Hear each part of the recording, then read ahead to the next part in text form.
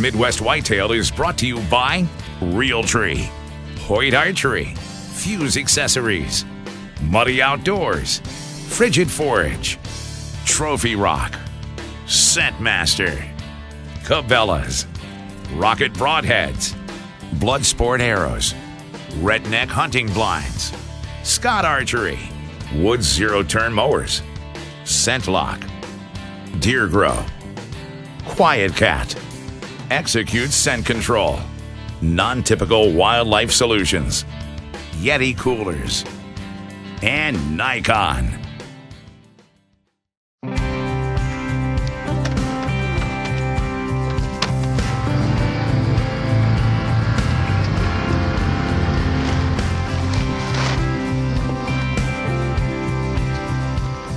Welcome to this week's episode of Midwest Whitetail, and it's a really cool day. High today is somewhere around 50 degrees, and Greg and I were coming out getting ready to run our cameras here, and we decided it felt a lot like November.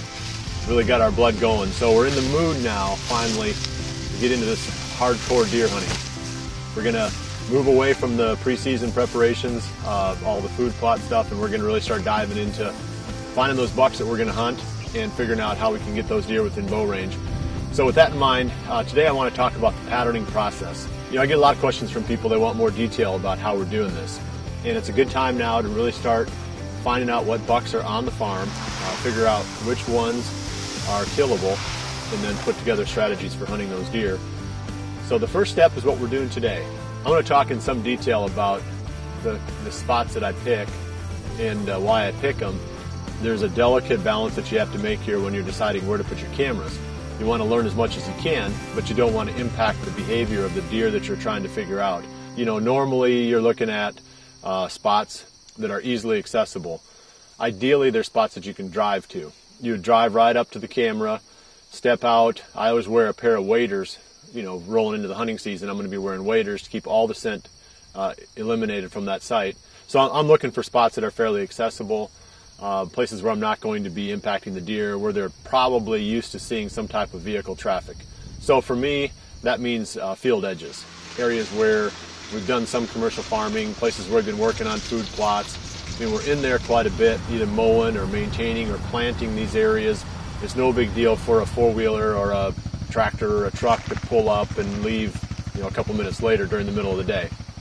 And I use corn early in this process. And the reason I do that is, you know, number one, it's legal here in Iowa, and I've talked to the game warden about it, and he's explained to me what I need to do to make sure that I stay legal with this, because you can't hunt over bait, and you can't hunt the trails leading to bait in Iowa.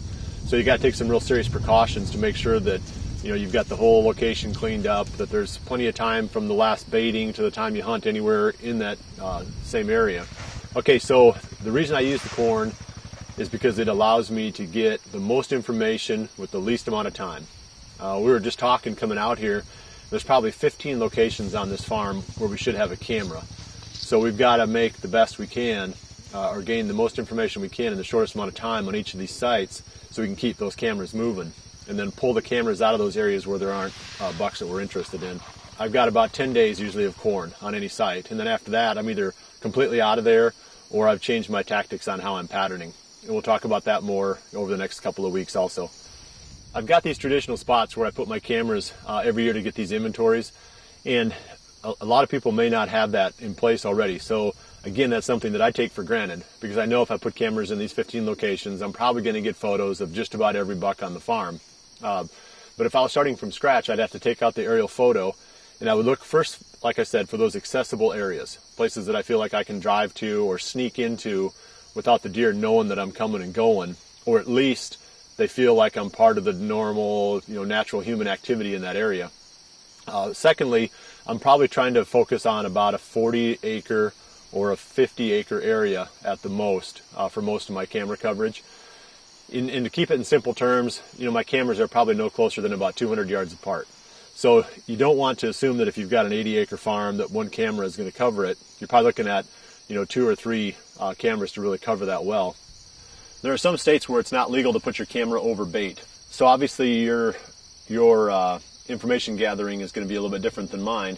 You're going to be doing a lot more like what we would call our phase 2. So stay tuned. Like I said, over the next couple of weeks, we're going to be diving into other approaches and really how we pattern once we've found the deer that we're after, pulling the bait out and then really zeroing in on that deer. So that's kind of where your process would start. It just takes longer. That's the only thing. It's not less thorough. It just takes longer if you don't have the bait in order to gain the inventory. I check my cameras about every 3 or 4 days, and I start out with a bag of corn, maybe 4 days, 8 days, 2 bags of corn. That pretty well covers most spots. In fact, we've got one today that I'm going to pull a card from that we've had up for almost a week with a bag of corn on it. And it didn't have a lot of activity in that area when we put the camera out, so I don't think that the deer are going to wipe that out too quickly. But the process really then comes down to digesting the information that you get from the cameras. And that's what I'm going to talk about a little bit more next week in detail. I'm going to talk about what you can learn from these photos and then how to apply that information to deciding which bucks to hunt. And the patterning process really does have a phase 2, and that is when you found a buck that you want to hunt and you pull the bait out of the area and you really start to zero in on that deer. Patterning takes on a little bit different complexion then. So that's all stuff that I'm going to be covering in the next couple of weeks on the show. It'd be fun to cover it all in today's episode, but we only want these things to run about 12 to 15 minutes, and you cut me loose on this and I could talk for an hour. So keep watching over the next couple of weeks. We'll keep digging into this stuff. So next week I'm going to have information for you from all 7 of these cameras, and we'll just dive into what we can learn from that, what types of bucks are here on the farm, and the first round of the patterning process. And while I'm doing this, I've got, like I said, 6 of them to get out. We'll be visiting Scott Pruka. He's going to introduce us to a couple of the bucks that he's hunting and some of the strategy on his farm this year. And when we're done with Scott, we'll be back again and take a look at the photos from that card that I'm pulling from Old Reliable.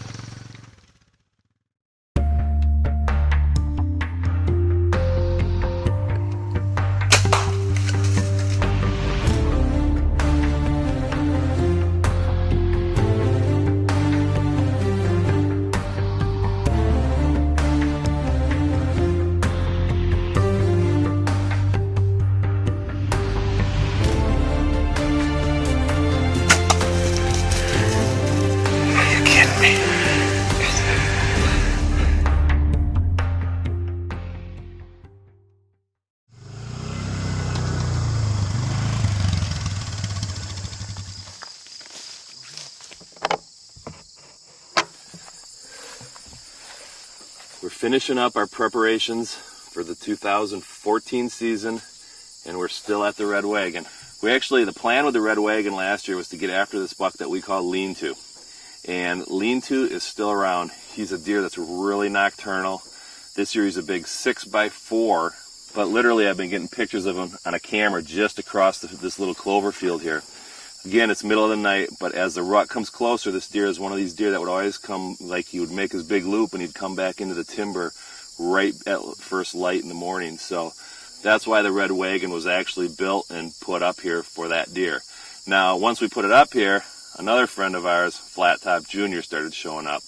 And we actually started with that blind in a little gap back here behind me, thinking that we'd catch Lean-To coming through, and then all of a sudden Flat Top started showing up at a scrape right across this field, so we kept pushing the blind a little closer, and of course he never showed up when we were in the blind, but I've got trail cam pictures of him standing about 10 yards in front of the blind with does last year when we weren't hunting this stand. So it's a spot we're going to not give up on. We're hoping the Red Wagon can get us on a buck this year.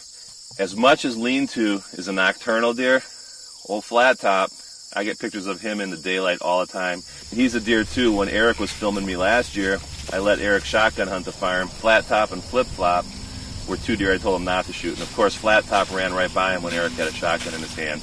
I don't know, it's not always about the size. Sometimes it's just the history that you have with the deer, and they become part of your sit every time you're up in the tree and thinking, am I going to see him today, because he's an old buddy of yours. So we've got this wagon down here in the bottom of a big, gosh, I think there's about 45 acres of CRP down here. And it's a real tough spot to hunt. There's not really any tall trees. The winds swirl down here, so the few tall trees along the edge of the timber are tough to hunt. So that was the intent with the wagon. It can enclose our scent And this thing's been here for over a year now, so the deer are very accustomed to it. I got pictures with does standing all around it and bucks and flat tops standing in front of it when I wasn't hunting here. But I think what happens is there's some big alfalfa fields up on the other side of my CRP, and these deer work out of the timber, work that alfalfa, and then work back down here in the mornings and get up in that timber and bed down during the day. So it's a spot that's tough to hunt, but hopefully the wagon will help us make that happen.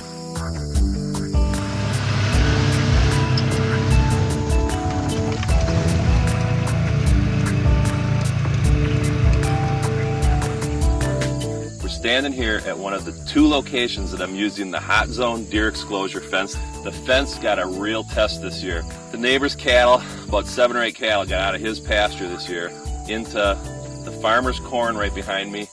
And actually the first pictures I picked up of these deer, or these cows, were right along this deer exclosure fence. I thought for sure those cattle would just bounce right through this little wire fence and mow my beans down, but I've got pictures of them walking right between the barbed wire fence and the deer exclosure fence. They never touch the beans. This is a spot where last year we saw this deer all the time. Our buddy Flip Flop, the deer with the bad back leg, and he's been missing in action this year. But with all this corn here, I'm thinking he's living in here, and I just haven't got a picture of him yet. This is the spot exactly behind me here where he was coming through that fence. I'd come out every day last summer and he'd be out here with Flat Top Jr. and they'd be out here, you know, just browsing through this big bean field. Well, now it's corn, so I can't see him. And I've got the fence around these beans, so I can't see him. So we're hoping he's still around. I've got his shed from last year. I had pictures of him after he shed. He always sheds real early. It was middle of December that he shed. And hopefully he's still around because he's a deer I'd love to see this year. He's 6.5 years old this year if he's still on the hook. And we're hoping he's around and we can get a shot at him this year.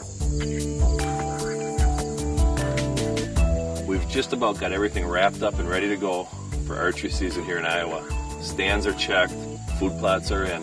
So we are ready here, but the good news is we don't have to wait till October 1st because hopefully I'm going to make my way up to Kurt's farm in less than 2 weeks for the Wisconsin opener. It's always been a tradition of ours. Kurt's one of my best buddies in the whole world, so it's always fun to get together with him. We didn't do it last year because we were moose hunting, and that was another adventure. But we're ready for hunting season to begin. You can feel it. It's that time of the year, and we're ready.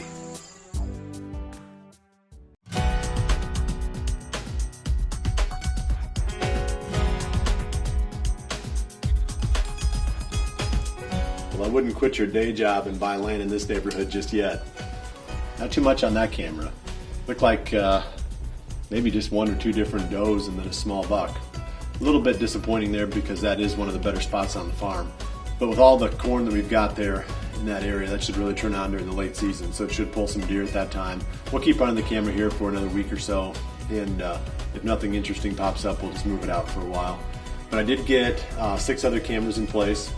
We really focused on a couple of areas, hoping to nail down 2 bucks. One of them is Big Junior, the other one is Lucky. So we've got 4 cameras in the area where we think those 2 bucks should be living. So keep coming back. We're going to continue to work our way through this patterning process. Next week, I believe we're going to have 3 different hunts in next week's episode. We've got Greg going back to Nebraska, Aaron's going to be hunting in Missouri, and Scott Perica is going to be up in Wisconsin with Kurt Schrader.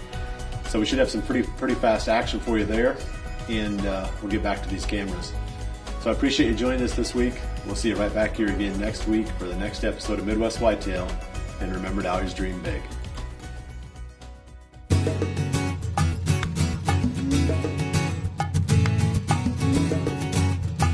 Historically, we've put them in when trying to put together the inventory of what's on the farm.